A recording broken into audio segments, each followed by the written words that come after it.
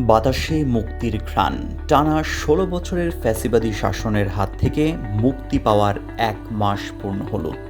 এই একটি মাসে আমরা পেয়েছি গলা উঁচু করে কথা বলার স্বাধীনতা।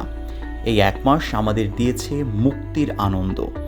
এই ১ মাস আমাদের দিয়েছে হাতে হাত রেখে সামনে এগিয়ে চলার প্রত্যয়। কেমন ছিল সরকার পতনের পর ১ মাস?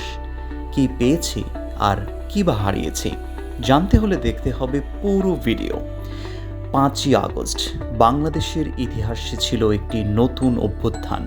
আর এই নতুন অভ্যুত্থানে অন্তর্বর্তীকালীন সরকার ক্ষমতায় থাকায় শুধু ১ মাসেই ব্যাপক পরিবর্তন দেখা গেছে। পরিবর্তন দেখা দিয়েছে বিভিন্ন মন্ত্রণালয় থেকে শুরু করে সরকারের বিভিন্ন পর্যায়ে। গত ১ মাসে প্রশাসনে আমরা অনেক বড় একটি পরিবর্তন পেয়েছি। সরকার পতনের পর প্রশাসনে ব্যাপক রদবদল দেখা গিয়েছে। স্বরাষ্ট্র, জনপ্রশাসন, স্থানীয় সরকার সহ বিভিন্ন মন্ত্রণালয়ে নতুন করে বদলি, পদায়ন ও নিয়োগ করা হয়েছে কয়েকশো ঊর্ধ্বতন কর্মকর্তাকে। বেশ কয়েকজনকে বাধ্যতামূলক অবসরেও পাঠানো হয়েছে। বাধ্যতামূলক অবসর দেওয়া হয়েছে আলোচিত পুলিশ কর্মকর্তা মনিরুল ইসলাম, ঢাকা মেট্রোপলিটন পুলিশের সাবেক কমিশনার হাবিবুর রহমান, রংপুর মেট্রোপলিটন পুলিশের কমিশনার মোহাম্মদ মনিরুজ্জামান সহ আরও অনেক কর্মকর্তাকে। গত ১ মাসে আমাদের সবচেয়ে যে বড় পরিবর্তনটি পেয়েছি সেটি হচ্ছে বিভিন্ন আওয়ামী ঊর্ধ্বতন কর্মকর্তাদের পদত্যাগ। সরকার পতনের পর থেকে এখন পর্যন্ত বিভিন্ন পর্যায়ে আওয়ামী লীগপন্থীরা নিজের অবস্থান থেকে পদত্যাগ করছেন। শিক্ষার্থীদের বিক্ষোভের মুখে গত ৪ সপ্তাহে ঢাকা বিশ্ববিদ্যালয় সহ দেশের বেশিরভাগ পাবলিক বিশ্ববিদ্যালয়ের উপাচার্য, সহ উপাচার্য, প্রক্টর সহ শীর্ষ পদের ব্যক্তিরা দায়িত্ব ছেড়ে দিয়েছেন। এর মধ্যে শুধুমাত্র ঢাকা বিশ্ববিদ্যালয়ের উপাচার্য নিয়োগ দেওয়া হয়েছে। বাকি বিশ্ববিদ্যালয়গুলোতে শিগগিরই নতুন উপাচার্য নিয়োগ হবে, সাংবাদিকদের জানিয়েছেন শিক্ষা ও পরিকল্পনা উপদেষ্টা অধ্যাপক ওয়াহিদউদ্দিন মাহমুদ। এর পরের পরিবর্তনটি হচ্ছে গুম হওয়া ব্যক্তিদের বের করা। আওয়ামী লীগ সরকারের নির্দেশে বিভিন্ন গোয়েন্দা বাহিনীর সদস্যরা অনেক ব্যক্তিদের ধরে গুম করে দেওয়ার গল্পই সামনে আসছে এখন।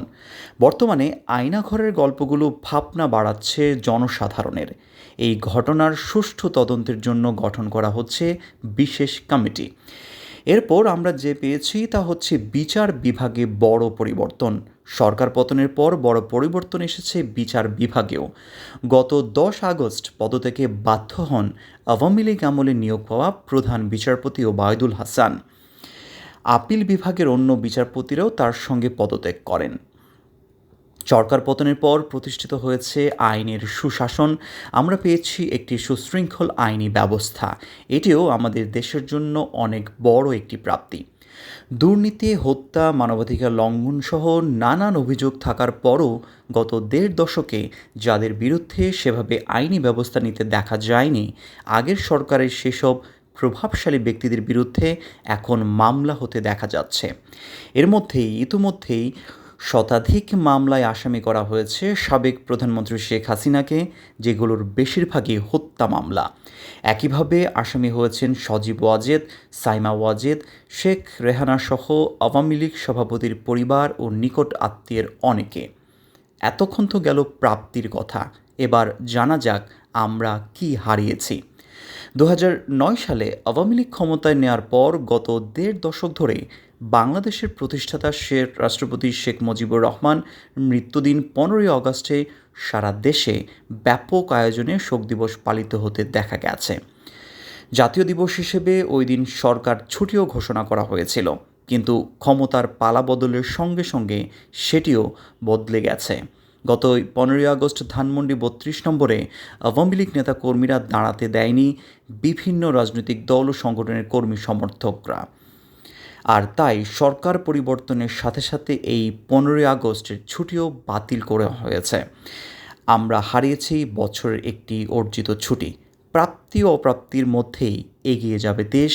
যে নতুন সূর্যোদয়ের স্বপ্ন নিয়ে আমরা স্বাধীনতা কেড়ে এনেছি, সেটির কেন সঠিক বাস্তবায়ন হয়, এটাই প্রত্যাশা।